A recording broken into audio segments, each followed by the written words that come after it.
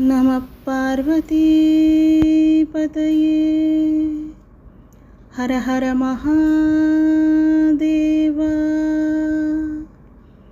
தெய்வத்தின் குரல் 3ஆம் பாகம் 25ஆம் பகுதி. சமூக தனிவாழ்க்கை நெறிகள், பரோபகாரம். நரகவாசிக்கும் நலன். நரகத்தில் இருப்பவர்களுக்கு கூட நம் சாஸ்திரப்படி பரோபகாரம் நடக்கிறது. திவசமும் தர்ப்பணமும் செய்கிற போது பூலோகத்திலோ வேறு எங்கோ எந்த ரூபத்திலோ பிறந்திருக்கிற நம் மூதாதைகளுக்கு அது க்ஷேமத்தை கொடுக்கிறது. இங்கே நாம் கொடுக்கிற எள், தண்ணீர், பிண்டம் முதலானவைகளை பித்ரு தேவதைகள் நம் மூதாதைகள் எந்த ரூபத்தில் எங்கே பிறந்திருந்தாலும் அதற்கேற்ற ஆகாரமாக மாற்றி அங்கே கிடைக்க செய்து விடுவார்கள்.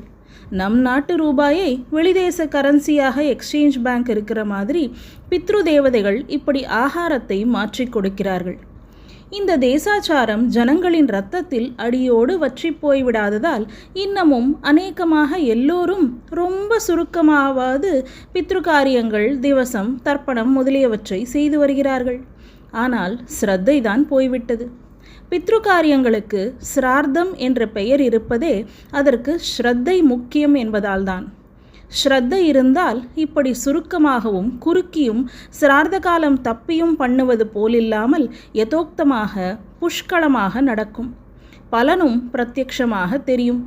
என்ன பலன் என்றால் சொல்கிறேன். இப்போது பெரும்பாலானோர் ஏதோ ஒப்புக்குத்தான் பித்ருகாரியங்கள் பண்ணுகிறார்கள்.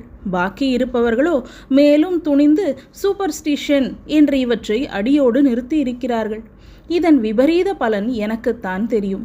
அநேக வீடுகளில் சித்த பிரம்மம், அபஸ்மாரம், காக்காய் வலிப்பு, இன்னும் போன தலைமுறைகளில் கேள்வியே படாத அநேக இரத்த வியாதிகள், நர்வஸ் டிசீஸ்களுடன் அநேகர் அவஸ்தைப்பட்டு கொண்டு ஜோசியர், ஆரூடக்காரர், மாந்திரீகர் எல்லோரிடமும் போய்விட்டு என்னிடம் வருகிறார்களே.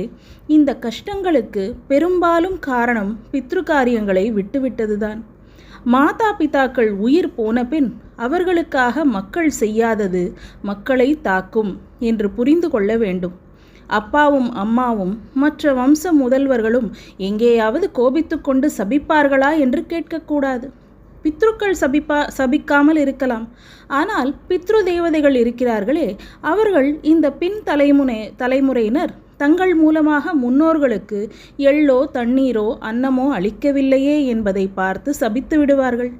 ஆனபடியால் நாமும் நம் பின் சந்ததியும் நன்றாயிருக்கவே முன் தலைமுறையினருக்கு திவச தர்ப்பணாதிகள் பண்ணத்தான் வேண்டும்.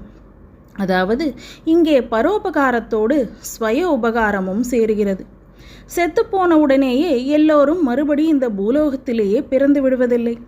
நன்றாக வேலை செய்தால் இன்க்ரிமெண்ட் மட்டுமல்லாமல் போனஸும் தருகிறார்கள் அல்லவா? ரொம்ப நன்றாக செய்தாலோ ப்ரமோஷனே கொடுத்து மேலே தூக்கி விடுகிறார்கள். வேலையில் தப்பு பண்ணினால் இன்க்ரிமெண்ட்டை நிறுத்தி விடுகிறார்கள், பெனல்ட்டி விதிக்கிறார்கள். ரொம்ப மோசமாக பண்ணினால் கீழே வேலைக்கே தள்ளிவிடுகிறார்கள். இதுபோல புண்ணியம் பண்ணினவர்களுக்கு இன்க்ரிமெண்ட் மாதிரி இந்த பூலோகத்தில் சௌக்கியமான இன்னொரு ஜென்மா கிடைப்பதற்கு முன்னாடி ஒரு போனஸ் கிடைக்கிறது. ஸ்வர்க்கவாசம்தான் இந்த போனஸ். ரொம்ப புண்ணியம் பண்ணியிருந்தால் ஸ்வர்கலோகத்துக்கே நிரந்தரமான ப்ரமோஷன். இப்படியே பாபம் பண்ணினவர்கள் முதலில் பெனால்ட்டியாக நரகலோகத்தில் வசிக்க வேண்டும். அப்புறம் இன்க்ரிமெண்ட் இல்லாத மாதிரி பூலோகத்தில் கஷ்டத்திலே பிறக்க வேண்டும். ரொம்ப பாபம் பண்ணினால் கீழ் வேலைக்கே போக வேண்டியது நிரந்தர நரகவாசம். தர்ப்பணம், திவசம் இவற்றின் பலன் நரகலோகம் தவிர மற்ற லோகங்களில் உள்ளவர்களையே சேரும். ஸ்வர்க்கத்திலேயே பல தினசுகள், பல லோகங்கள், தேவலோகம், கந்தர்வலோகம், வித்யாதரலோகம் என்று இப்படி நரகத்திலும் தாமிஸ்ரம், அந்த தாமிஸ்ரம், புத், ரௌரவம் என்று பல உண்டு. நாம் இறைக்கிற எள்ளும் தண்ணீரும் கொடுக்கிற பிண்டமும் இப்படிப்பட்ட லோகங்களில் உள்ள நரகவாசிகளுக்கு போய் சேராது. ஒரு தேசத்துக்கும் இன்னொரு தேசத்துக்கும் சண்டை ஏற்பட்டு விட்டால் அப்போது பணம் எக்ஸ்சேஞ்ச் பண்ணி எதிரி தேசத்துக்கு அனுப்பவே முடியாதல்லவா? இப்படி நரகவாசிகளுக்காக பித்ரு தேவதைகள் ஆகார எக்ஸ்சேஞ்ச் பண்ணுவதில்லை.